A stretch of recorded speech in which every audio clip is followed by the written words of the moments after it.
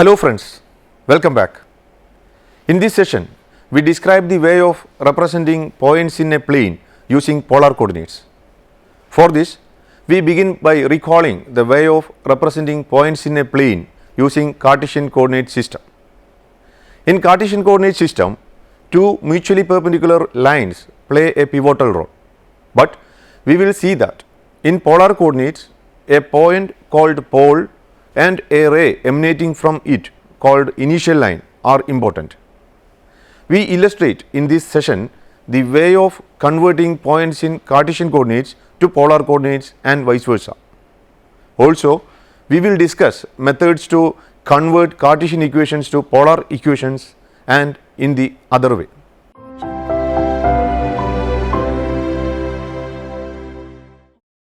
We first consider the coordinate geometry. The study of analytic geometry consists of using mathematical ideas developed in algebra for the analysis of geometric situations, and this requires the establishment of a link between geometry and algebra. The so-called name analytic geometry or coordinate geometry is given because of the fact that numbers called coordinates, which are associated with the points of some given plane, are employed in this study. Cartesian coordinate system and polar coordinate system are two different systems for representing a point in a given plane. The French mathematician and philosopher René Descartes introduced the idea of locating a point in the plane by means of its distances from two perpendicular axes, and his name is commemorated in the terminology Cartesian coordinates, representing a point in the Cartesian coordinate system. Now we recall the way of representing a point in the Cartesian coordinate system. Step 1. Choose a pair of lines that crosses at right angle. A horizontal line in the plane extending indefinitely to the left and to the right is chosen as the x-axis. A vertical line in the plane extending indefinitely up and down and meeting the x-axis at a point O is chosen as the y-axis. The point O is referred as the origin. X-axis and y-axis are sometimes called axis of abscissas and axis of ordinates respectively. Step 2. Assign the coordinate pair ordered pair 0, 0 to the origin and scale each axis in terms of some unit or length. The scaling on the x-axis assigns the positive number a to the point that is a units to the right of O, and the number negative a to the point that is a units to the left of O. The positive numbers lie to the right of O and the negative numbers to the left. The scaling completes a one-to-one correspondence between the points on the x-axis and the set of real numbers. The scaling on the y-axis assigns the positive number b to the point that is b units above the x-axis and the number negative b to the point that is b units below the x-axis. The scaling completes a one-to-one correspondence between the points on the y-axis and the set of real numbers. Step 3. Now we assign number pairs to the points on the plane. We assign the ordered pair AB to the point P, where the first number is found by dropping a perpendicular from P to the x-axis and taking A to be the number assigned to the point where the perpendicular meets the x-axis. The second number is found by dropping a perpendicular from P to the y-axis and taking B to be the number assigned to the foot of the perpendicular on the y-axis. The number A is called the x-coordinate or abscissa and the number B is called the y-coordinate or the ordinate.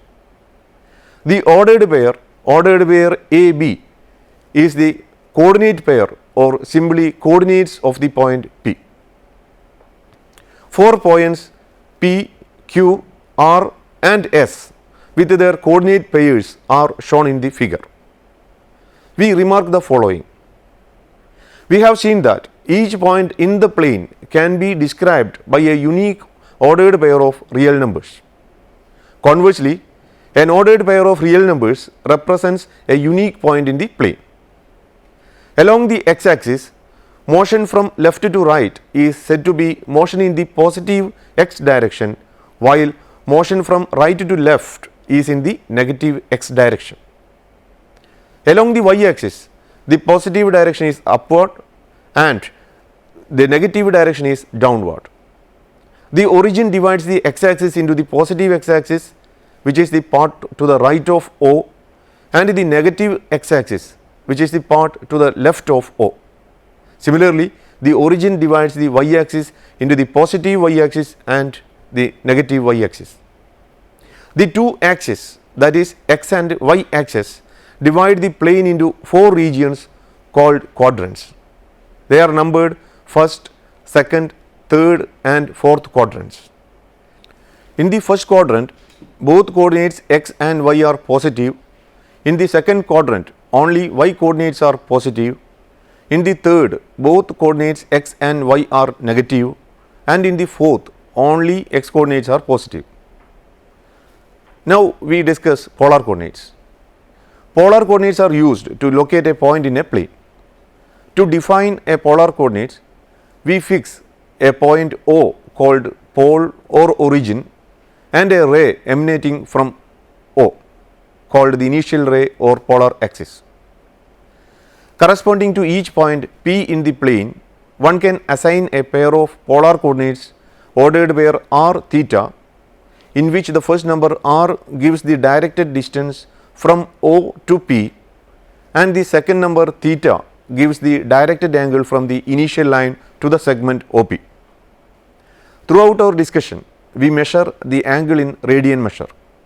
We recall that 1 radian is the angle subtended at the center of a circle by an arc that is equal in length to the radius of the circle. We now make some remarks. Plotting of points in polar coordinates. Points specified by polar coordinates are easiest to plot if we use polar graph paper. The grid on such paper consists of concentric circles and rays emanating from their common center. A simple version of the polar grid is shown in the figure, where we have plotted several points. Notice a phenomenon that did not occur with the Cartesian coordinates. The polar coordinates of a point are not unique. Each point has many sets of polar coordinates due to the fact that the angles theta plus 2 pi n, where n is equal to 0, plus or minus 1, plus or minus 2, etc., have the same terminal sides. For example, the point with polar coordinates ordered where 4 pi by 2 also has coordinates ordered where 4 pi by 2 plus 2 pi, which is equal to ordered where 5 pi by 2. Similarly, ordered where 4 pi by 2 plus 4 pi, which is equal to ordered where 9 pi by 2, ordered where 4 pi by 2 minus 2 pi, which is equal to ordered where 4 negative 3 pi by 2, and so on. We now give justification for the term directed distance. There are occasions when we wish to allow r to be negative in the ordered pair r theta. That is why we call r the directed distance of P from O. For example, the point P with the polar coordinates 2, 7 pi by 6 can be reached by turning 7 pi by 6 radians counterclockwise from the initial line and going forward 2 units. It can also be reached by turning pi by 6 radians counterclockwise from the initial line and going backward 2 units along the resulting line. So, the point has polar coordinates r is equal to negative 2 and theta is equal to pi by 6. That is, P with the polar coordinates 2, 7 pi by 6 can also be represented by the ordered pair negative 2 pi by 6. Polar coordinates of the pole. We note that if the point P is the pole, then R, which is the directed distance from the pole, is 0. That is, R is equal to 0. But the pole has no clearly defined polar angle. It is agreed to take an arbitrary angle as the polar angle of the pole. That is, a pole has the polar coordinates ordered by 0 theta for all choices of theta. Now we consider the relation to rectangular Cartesian coordinate system. Sometimes converting between polar coordinates and Cartesian coordinates will be useful to handle problems. For this, we suppose that the polar axis coincides with the positive x-axis of the Cartesian system. Take a point on the plane and let its Cartesian coordinates be ordered by xy and polar coordinates be ordered by r theta. Then from the right angled triangle with a hypotenuse r and legs x and y, it follows that cos theta is equal to x by r and sin theta is equal to y by r. Hence, x is equal to r cos theta and y is equal to r sin theta. Hence, x square plus y square is equal to r square cos square theta plus r square sin square theta, which is equal to r square. Also, sin theta by cos theta is equal to y by x, that is, tan theta is equal to y by x. Hence, in terms of x and y, the value of angle theta can be determined from the equation tan theta is equal to y by x, where the quadrant containing the point corresponding to ordered by xy must be specified. Thus, the polar coordinates ordered by r theta of a point P and the Cartesian coordinates ordered by xy of the same point are related by the following equations. X is equal to r cos theta and y is equal to r sin theta, where x square plus y square is equal to r square and tan theta is equal to y by x, with the quadrant containing the point corresponding to ordered by xy must be specified. As an example, for the point in polar coordinates ordered by 3 0, the Cartesian coordinates are obtained as follows. Here r is equal to 3 and theta is equal to 0. Hence, x is equal to r cos theta, which is equal to 3 times cos 0, which is equal to 3 times 1 is equal to 3, and y is equal to r sin theta, which is equal to 3 times sin 0, which is equal to 3 times 0, which is equal to 0. So, the Cartesian coordinates are given by ordered by xy is equal to ordered by 3 0. The point is shown in the figure. As another example, consider the point ordered by 2 pi by 3 in polar coordinates. Here r is equal to 2 and theta is equal to 2 pi by 3. Hence, x is equal to r cos theta, which is equal to 2 times cos 2 pi by 3, which is equal to 2 times negative 1 by 2, which is equal to negative 1, and y is equal to r sin theta, which is equal to 2 times root 3 by 2, which is equal to root 3.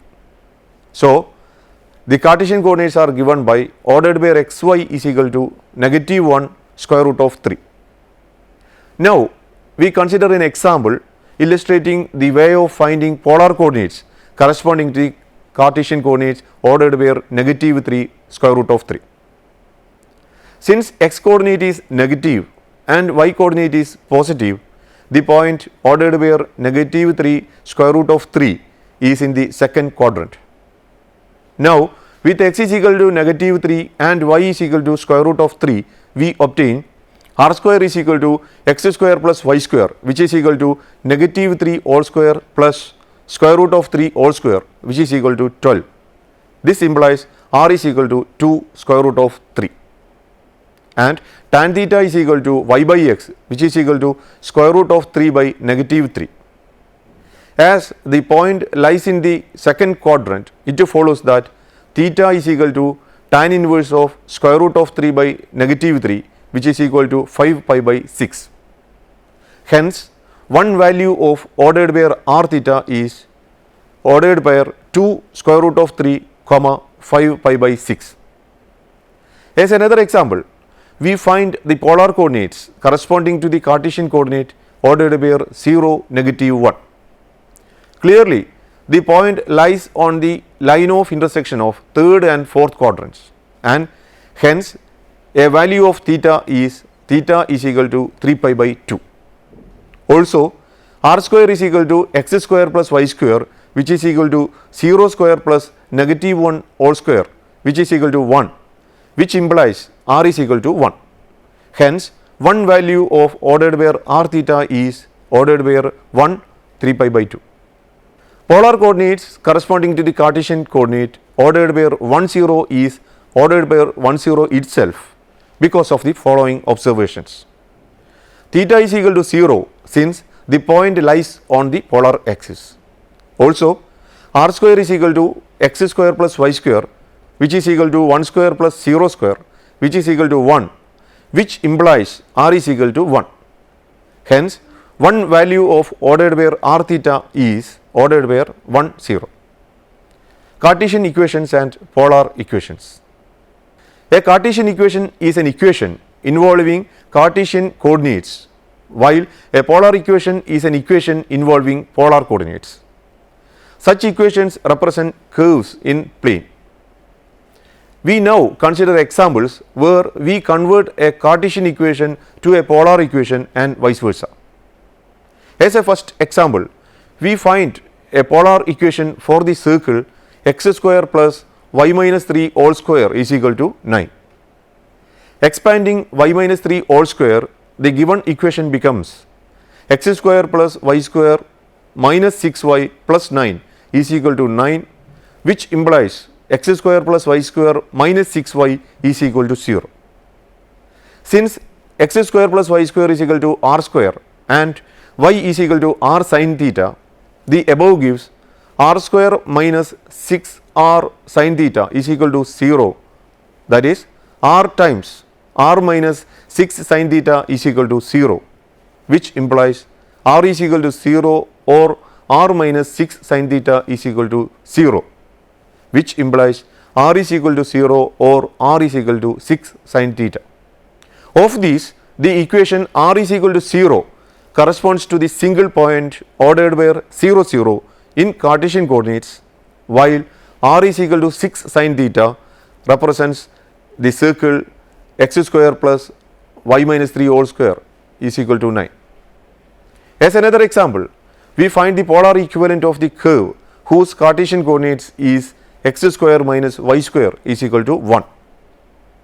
Putting x is equal to r cos theta and y is equal to r sin theta in x square minus y square is equal to 1, we get r square cos square theta minus r square sin square theta is equal to 1, which implies r square times cos square theta minus sin square theta is equal to 1.